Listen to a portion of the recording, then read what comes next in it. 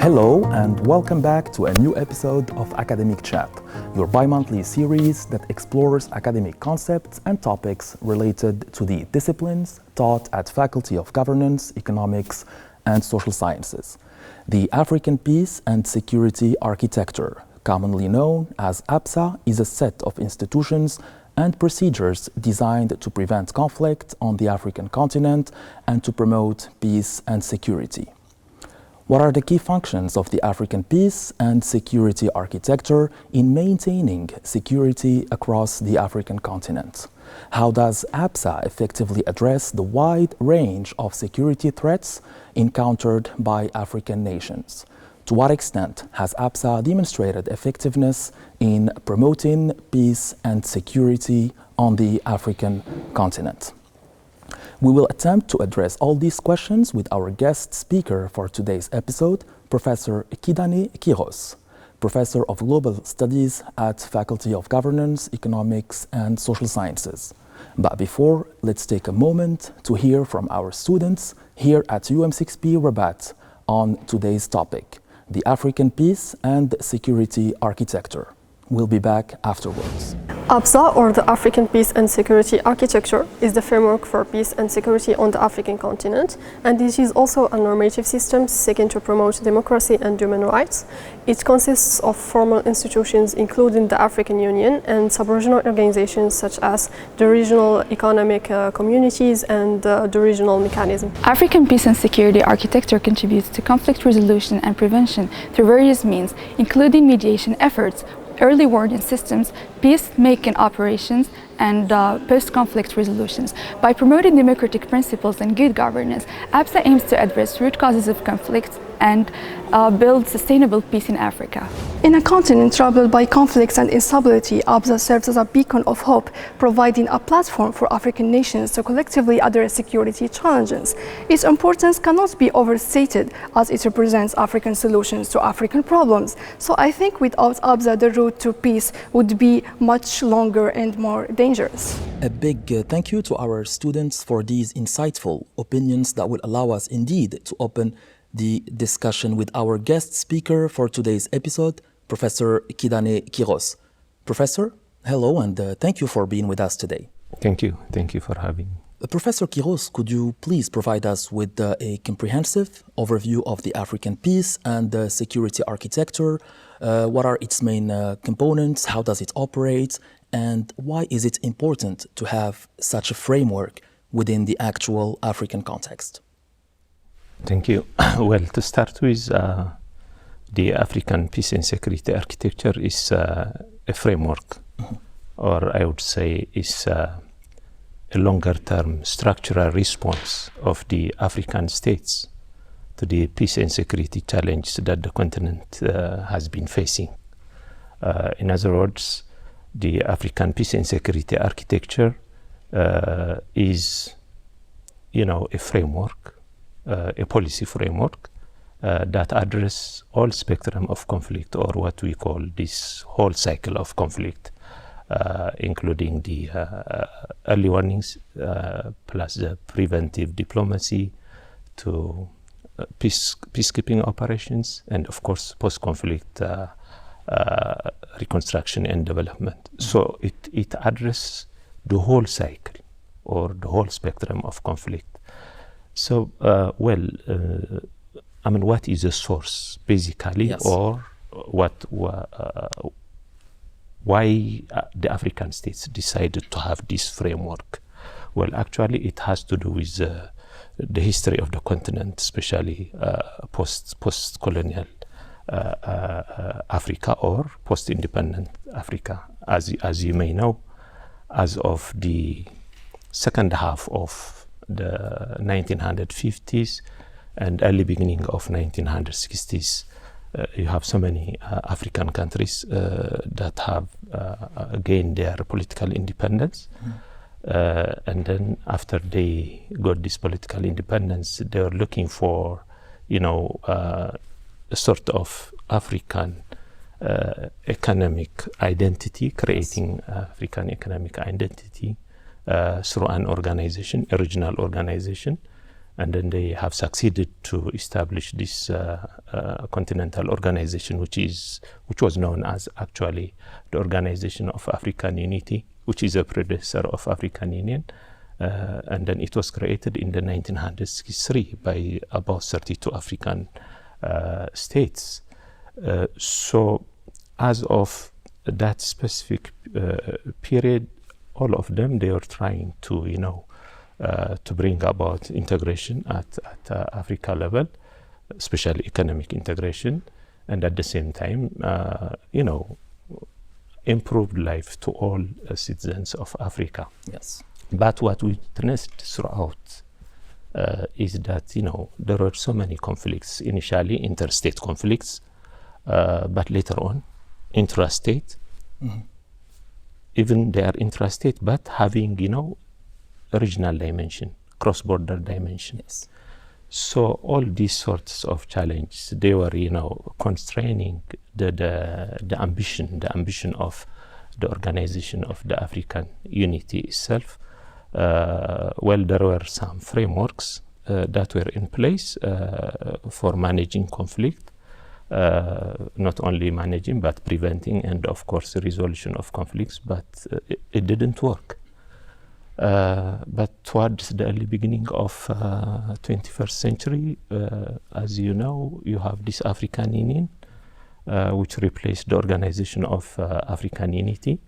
And then, well, if you look at the Constitutive Act of African Union, which is a constitution, the Constitution of African Union, I mean, the supreme law of the Union itself, one of the objectives of this Constitutive Act is that promotion of peace and security, and of course stability in the continent. And then, as a matter of principle, there are also so many principles that are related with this objective. Mm-hmm. For instance, there is, the principle of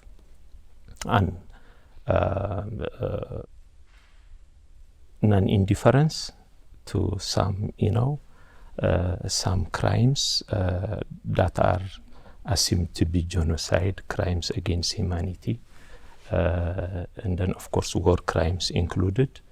And then the other principle is intolerance to unconstitutional change of government. Yes. This is also very important, and then it's linked also with the peace and security and stability of the continent. So, in order to apply, or rather to implement these objectives and principles of the Organization of the African Unity that are provided in the Constitutive Act of the Union itself, then there are some organs and institutions that are established. Yes. So one of them is Peace and Security Council, which is more or less the replica of the Security Council of the United Nations. Yes. And then there are also some additional components of this African Peace and Security architecture. Of course, this Peace and Security Council, it is the nerve center of the APSA itself. Exactly. Mm-hmm. But there are also other components. For instance, there is what you call continental early warning system. Mm-hmm. At continental level. It has its own situation room. And then there are also similar structures, in the regional economic communities level. The other one is also, there is what you call panel of the wise, which includes, figureheads from Africa. Most of them, they used to be, former heads of states, of governments, and then they are people with yes. Reputable. Yes. Record. So you have that one, and then there is also another one, what you call this African Standby Force, which is planned to be operationalized in 5 regions of Africa: North, Central, West, East, and South. Mm-hmm. And then we have also the Peace Fund, because peace activities or peace keeping activities are very costly. you need finance or funding. Yes. So peace fund is also one aspect of it. But recently there are also some additions that are made to these components. But generally, these are the main. These are the main. They are known as pillars. Okay. That is pillars of the agriculture. The architecture. In terms of operation, how it operates, well, it operates in, this framework operates, or AU tries to operationalize this architecture in collaboration or in cooperation with the regional economic communities and, of course, member states as well. It also cooperates with non-African organizations, like, for instance, the Security Council of the United Nations. Yes. Because what we don't have to forget when it comes, the African Union relationship with the United Nations, especially the Peace and Security Council of the African Union with the Security Council of the UN, is that maintaining international peace and security is a primary responsibility of the UN Security Council, but not exclusive one. So in the charter itself, it gives some leeway for regional organizations, to be created and then to take part in the overall process of maintaining peace and security in the world. So the APSA, or the African Peace and Security Architecture, we can say, though is a continental architecture, is part and parcel of the overall maintenance of international peace and security. Of course, there are some challenges when it comes Definitely. to the relationship. There are doctrinal differences, and then when they are implemented, there are some practical challenges. Yes. Well, Professor Quiros, with the diverse and complex challenges across the African continent, you've mentioned transnational crimes, interstate conflicts, and thinking also about terrorism. How does APSA effectively adapt its approaches and strategies in order to effectively address these challenges? Yeah, in principle, that is what makes APSA unique compared with the mechanisms that we have at international level, to be specific, at UN Security Council level, because it's, as you said, it's a little bit flexible. But if you take the UN Security Council mechanism and approach, it's predictable basically. But when it comes to Africa, it's flexible because it was meant to be flexible because of the nature, as you said, the nature of the peace and security challenges that we have in Africa. Well, on the one hand, you have these traditional security threats, like interstate conflicts. Yes. Or intrastate conflicts. And on the other hand, you have, the proliferation of these, new security threats, like you mentioned, cross-border crimes, transnational crimes, or problems that are related, with so many issues. So if you take the components themselves, if you take, for instance, the early warning, the continental early warning system, it's about anticipating, these different challenges, whether they are conventional or non-conventional, or the emerging security threats, to anticipate and then to give the feedback to the Peace and Security Council of the African Union, so that a preventive measure would be taken. And then, of course, you will have also preventive diplomacy normally, which is conducted by the panel of the wise, for that matter. So their role is to advise, the Peace and Security Council and the African Union Commission, the Secretariat, especially the chairperson, because the African Union and the African Union Commission are different. The Commission is the Secretariat of the Union. So it has a chairperson. So the panel of the wise they advise both the Peace and Security Council and that of the chairperson himself on issues that are related with conflict, especially in terms of prevention.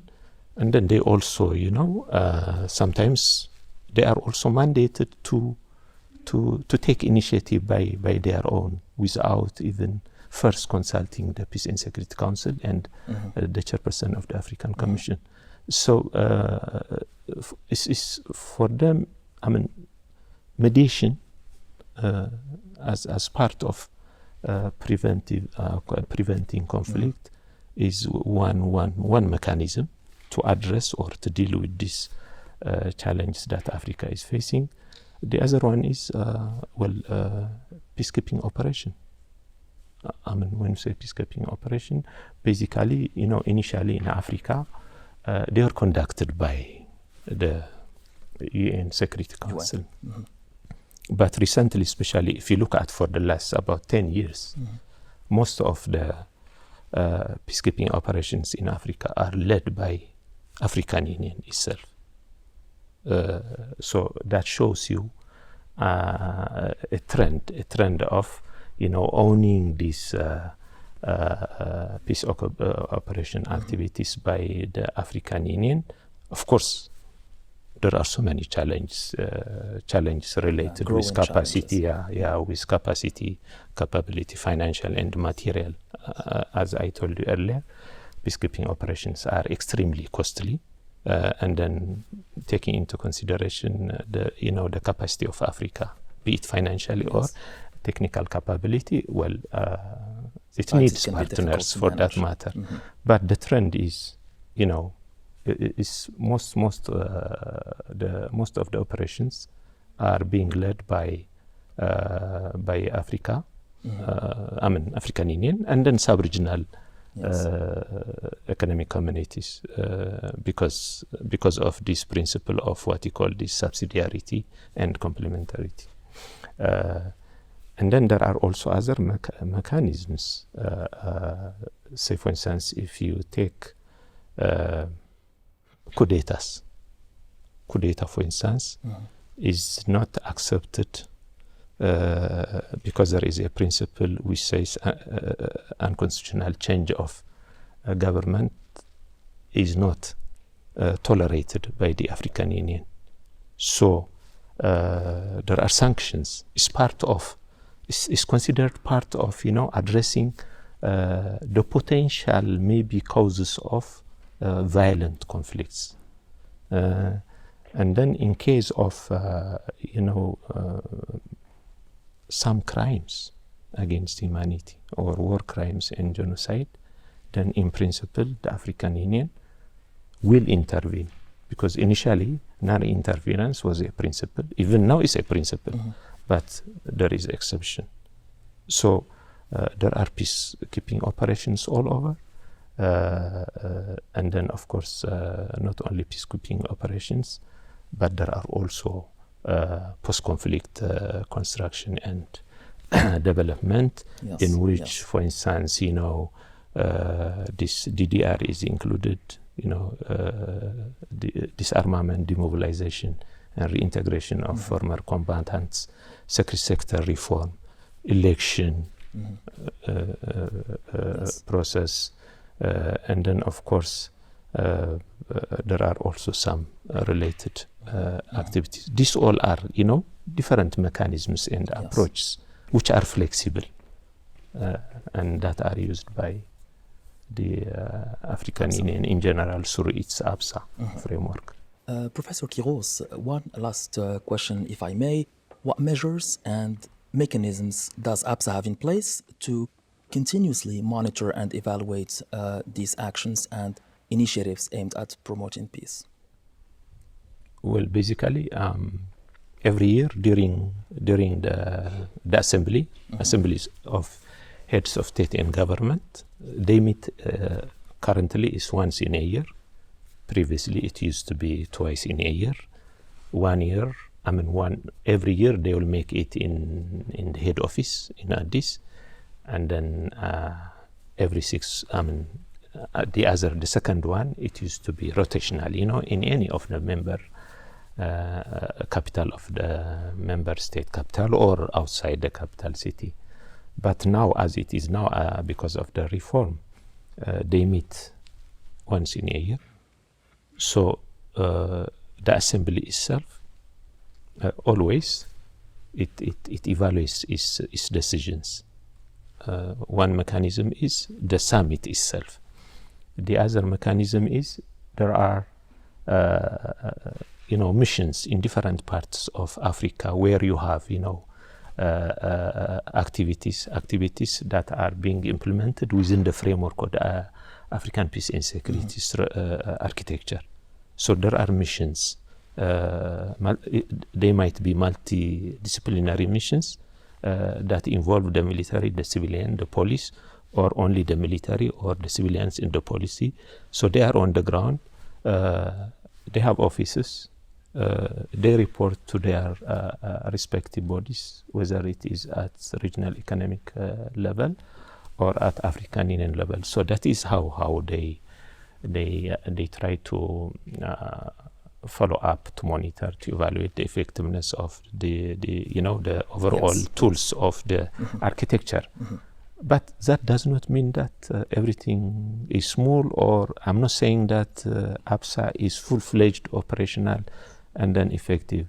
Well, African Union is good in setting normative framework.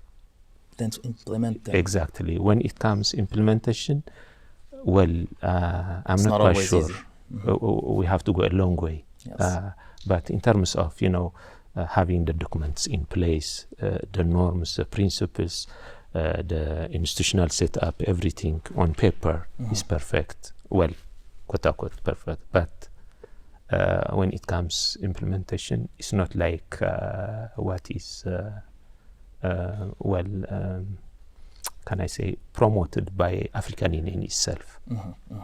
To be honest, yes. There are so many things even in adhering to the basic principles themselves. Okay, so look, for instance, maybe it might be the last issue that I want to raise. If you take the last 3 years, we have witnessed 3 consecutive coup d'etats in 3 countries. And as recently as last month, I think, in January, these 3, especially if you take Mali, Niger, and Burkina Faso, because of the sanctions, because of the principle that I mentioned, they said that they will withdraw from the bloc, from the ECOWAS, the regional economic community. And then a few days before, there was a meeting of ECOWAS, trying to negotiate with these 3 countries not to leave the bloc. So, I mean, I would say, is it time to revise maybe APSA, the framework itself, the principles that are included there? So it's very difficult at this level of time. I mean, during this time to determine the effectiveness of APSA is very difficult. Yes. And given the capacity of Africa itself. Yes. Okay. Yes. Especially the financial technical capacity. one. Yes, it can have the political authority at Africa level, yes, but when it comes implementation, well, you need also a resource at your disposal, which Africa does not have. So this is what I can say. Yes. Well, as we conclude today's episode, Professor Quiros, it's evident that the African peace and security architecture stands as a very important framework in the African in the continent's collective efforts to promote peace and security. Through our discussion with you, Professor, we've gained valuable insights into APSA's functions, impacts, and challenges. Thank you very much, Professor Quiros, for being with us today. Thank you. Thank you. To our audience, thank you for joining us in the 3rd episode of Academic Chat. To learn more about our programs and upcoming activities, you can visit our website www.fgses.um6p.ma. We shall meet again very soon in another episode of Academic Chat. Until then, keep seeking knowledge.